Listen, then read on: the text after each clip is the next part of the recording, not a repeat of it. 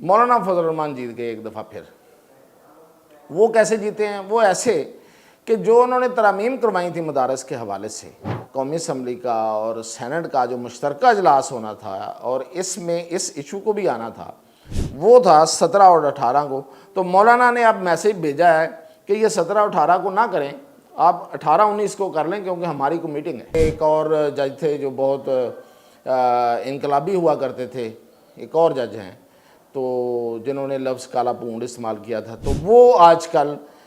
कोशिश में हैं कि जस्टिस याया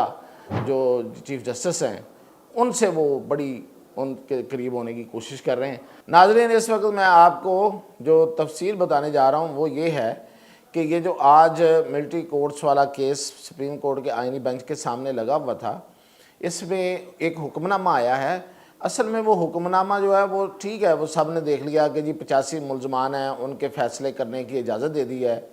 सुप्रीम कोर्ट ने, लेकिन इसके अंदर एक ख़बर है वो मैं अभी आपको बताता हूँ। अच्छा, अब ये हुआ ये है कि ये जो मुलजमान हैं, जो 9 मई के मुलजमान हैं, ये बेसिकली उनके हवाले से है कि उनका जो ट्रायल है वो मिलिट्री कोर्ट्स में होना चाहिए या नहीं होना चाहिए, ये पिटीशन चल रही है। इस पे अदालत ने समाअत करते हुए जो मुलजमान के जो ट्रायल चल रहे हैं उस पर एक हुक्मनामा आज जारी किया है। मुख्तसर हुक्मनामा है, वो ये है कि इन मुलजमान को सज़ा सुनाई जा सकती है, यानी कि जो अदालतें हैं, मिलिट्री कोर्ट्स हैं, वो इनकी सज़ाएँ सुनाएँ और इनको जेलों में मुंतकिल करें। ये एक तरफ तो उन लोगों के लिए एक रिलीफ है। अब आप सोच रहे होंगे रिलीफ कैसे है, तो मैं बताता हूँ। और दूसरी तरफ ये है कि जो मुलजमान के वकला हैं उन्होंने मिलिट्री कोर्ट्स को पार्शली तस्लीम भी कर लिया है। अब ये दोनों बातें मैं बताता हूँ कैसे हुआ। पहली बात तो ये है कि ये मुलजमान जो हैं ये 2 साल से ज़ायद अरसा हो गया है इनको ये अंडर ट्रायल है, कोई मुलाकातें नहीं हो पा रही हैं इनकी किसी से, ये मुसलसल बंद हैं और अंडर ट्रायल हैं। और फिर ये कि सज़ा हो जाए तो मुलज़म का एक अपील का हक़ होता है, तो वो भी इनको नहीं मिल रहा था। तो इसलिए ये एक आप समझें कि एक फेड अप पॉइंट था जिस पे आके मुलजमान और उनके वकीलों ने फिर अब ये इसमें ही अपने आप का भला चाहा कि इनके जो इनकी सज़ाएँ हैं वो सुनवाने की जो सुप्रीम कोर्ट का जिस पॉइंट पे पहुंची है, जो आर्गूमेंट सुन के, तो उस पे इत्तफाक किया जाए। तो अभी जो फैसला जारी हुआ है ना, उसमें भी ये लिखा हुआ है कि वकला के इत्तफाक राय से ये दिया गया है कि इनकी सज़ाएँ हों और इनकी सज़ाओं की जो फाइनलिटी है ज़ाहिर है तो वो तो उसी वक्त होगी जब ये जो मेन पटिशन है ये फ़ाइनल होगी, इसका जो फ़ैसला आएगा, लेकिन उनकी सज़ाएँ हो जाएंगी अब मिलिट्री कोर्ट से। तो एक तो ये कि ये इनको एक रिलीफ है कि ये सज़ाएँ होंगी, ये जेलों में चले जाएंगे, और फिर ये है कि अपील का हक़ भी मिल जाएगा। तो जब तक सज़ा ना हो, जेल में ना जाएँ, तो अपील का हक़ भी नहीं होता, तो अपील करने के काबिल तो हो जाएंगे ये फिर। तो ये इस लिहाज से ये रिलीफ है इनके लिए। और दूसरी तरफ जो वकला थे मुलजमान के, उनमें एजाज़ एहसन थे, उसमें फैसल नकवी थे, उसमें ख्वाजा मोहम्मद हसन थे जो कि जवाद एस ख्वाजा साबिक़ जज जो हैं सुप्रीम कोर्ट के, उनके वकील हैं। तो इन्होंने मान लिया, पार्शली मान लिया कि ठीक है जी मिलिट्री कोर्ट्स ठीक है। जब आप ये कहें कि फैसले सुना सकती हैं तो आधे मान गए ना। अब बाकी जो है वो आर्गूमेंट चलेगा और उसमें अदालत फ़ैसला देगी, और वो फ़ैसला भी मेरा ख्याल है कि वो बहुत दूर तक नहीं होगा, शायद जल्दी आ जाएगा। तो इस लिहाज से मिलिट्री कोर्ट्स वाला मामला भी बड़ी हद तक आप सेटल्ड ही समझें, और 9 मई वाले जो हैं वो मिलिट्री कोर्ट्स में ही हैं। अच्छा जी, अब इसमें ख्वाजा अहमद हसन, जो मोहम्मद हसन कह दिया था पहले, ख्वाजा अहमद हसन जो वकील है, एक जो तीसरे वकील जिनका मैंने जिक्र किया, वो जस्टिस जवाद एस ख्वाजा के वकील हैं। अच्छा, वो मुलजमान के भी वकील थे, लेकिन इससे पहले उन्होंने जस्टिस जवाद हसन ख्वाजा की तरफ से, जस्टिस जवाद हसन ख्वाजा की तरफ से एक पिटीशन भी की थी कि जी ये इसको रोका जाए, पहले तो आइनी बेंच का फैसला किया जाए। और ये अच्छा, उसकी वजह क्या थी कि उसकी वजह ये थी कि वो उनकी कोई रिश्तेदारी भी है एक हमारे सीनियर जज साहब के साथ, तो वो जो आइनी बेंच में नहीं है। तो वो पिटीशन करने का मकसद ये था कि कहीं किसी तरीके से ये आइनी बेंच जो है ये इसका काम रुके, फिर इस पर कोई ہو جائے، ہو سکتا ہے وہ فیصلہ بھی آ جائے، اور وہ جو جج صاحب جنہیں آئینی بینچ میں نہ ہونے کا بڑا وہ بھی ہے، ایک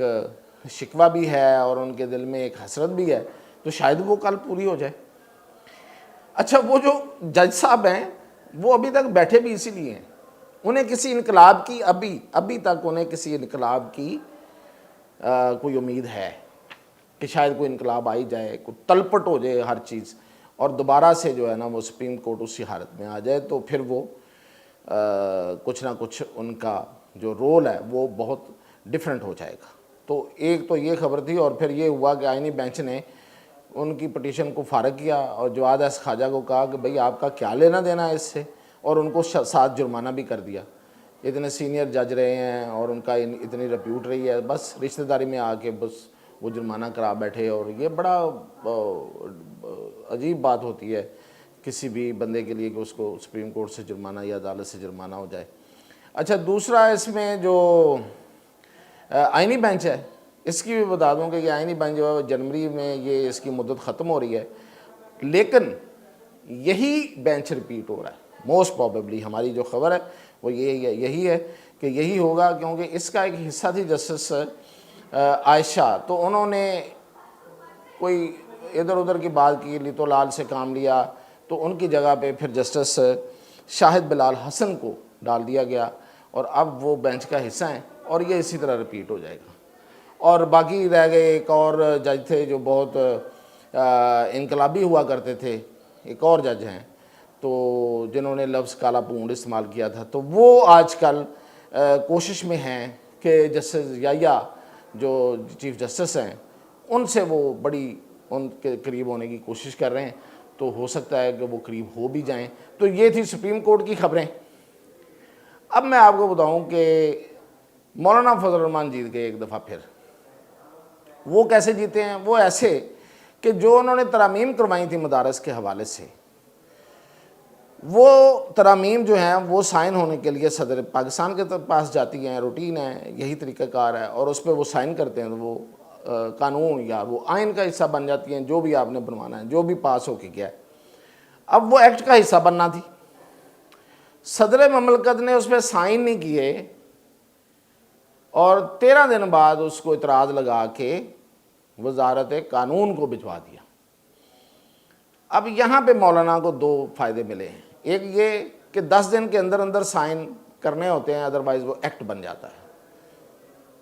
تو 10 دن گزر گئے، 13 دن بعد کیے تو ایکٹ بن گیا ایک۔ دوسرا یہ کہ جو اعتراضات ہیں وہ قومی اسمبلی کی طرف آنا تھے، وہ وزارت قانون کو چلے گئے، تو ان کی بھی فی الحال کوئی حیثیت نہیں ہے ان اعتراضات کی، مطلب یہ کہ ان کو کنسیڈر نہیں کیا جا رہا فی الحال، اور اگر کنسیڈر کریں بھی تو ایکٹ بن چکا ہے۔ اب مولانا یہ کہہ رہے ہیں کہ بھئی آپ یہ جو ایکٹ بن چکا ہے نا، اس کو تو نوٹیفائی کریں، اس کو تو گزٹ میں شامل کریں۔ ہاں، آپ کو ترمیم لانا چاہتے ہیں تو بعد میں اس میں ترمیم کر لیں، تو اس سے پہلے آپ ترمیم کر ہی نہیں سکتے۔ وہ بڑی ٹیکنیکل بات بتا رہے ہیں ان کو، اور میرا خیال ہے کہ حکومت کو اب سمجھ آئی گئی ہے کہ واقعی یہ تو مولانا جیت چکے ہیں، اور اس میں زرداری صاحب کا ایک حصہ ہے، سیاستدان ہے، کوئی نہ کوئی رستہ نکال لیتے ہیں۔ تو اب ان کا جو اجلاس تھا دونوں ایوانوں کا، قومی اسمبلی کا اور سینٹ کا، جو مشترکہ اجلاس ہونا تھا، اور اس میں اس ایشو کو بھی آنا تھا، وہ تھا 17 اور 18 کو۔ تو مولانا نے اب میسیج بھیجا ہے کہ یہ 17 اور 18 کو نہ کریں، آپ 18 19 کو کر لیں، کیونکہ ہماری کو میٹنگ ہے وفاق المدارس کی، تو اس کو بھی مان ہی لیا گیا۔ اب نیا جو ڈیٹ ہے وہ آ جائے گی۔ تو میں نے پہلے کہا تھا، دیکھیں میری 2 خبریں تو آج آپ نوٹ کریں کہ 2 خبریں میری آج سچی ثابت ہوئی ہیں۔ ایک میں نے بہت گھنٹے پہلے کل بتا دیا تھا کہ کوئی مذاکرات نہیں ہیں، اور رات کو جا کے اور آج صبح پی ٹی آئی والے جو ہیں وہ خود اپنے منہ سے دہراتے پھر رہے ہیں کہ ہاں کوئی مذاکرات نہیں، کوئی مذاکرات نہیں، ہم سے تو کوئی بات کرنے کو تیار نہیں ہے، ہماری تو بے عزتی کر رہے ہیں۔ میں نے کل ہی کہا تھا۔ اور شام کے ٹائم جو خبر آئی کہ چیئرمین پی ٹی آئی جو ہیں وہ کتنے پریشان اور کتنے وہ اپنی پارٹی پہ کتنے برہم ہیں، اور یہ بات میں نے بہت پہلے آپ کو بتا دی تھی کہ جو باہر بیٹھی ہوئی پارٹی ہے وہ عمران خان کو مائنس کر کے بیٹھی ہوئی ہے، تو اس وقت میری بات کو کچھ لوگوں نے مائنڈ کیا اور کچھ لوگوں نے کہا کہ یہ کیسے ہو سکتا ہے، لیکن یہ ہو رہا ہے۔ اب کل کی ان کی جو گفتگو آئی ہے باہر، اس سے یہ اندازہ لگانا کوئی مشکل بات نہیں ہے۔ اور پھر میں نے یہ کہا تھا کہ نواز شریف نے مولانا کے مسئلے کو حل کرنے کے لیے شہباز شریف کو ڈائریکشن دیا ہے، تو اب دیکھیں وہ رستے بھی نکل رہے ہیں۔ تو یہ میری خبریں اب تک جو صحیح ثابت ہوئی میں نے کہا وہ بھی آپ کو بتا دوں، اور مزید اپڈیٹ انشاءاللہ کل۔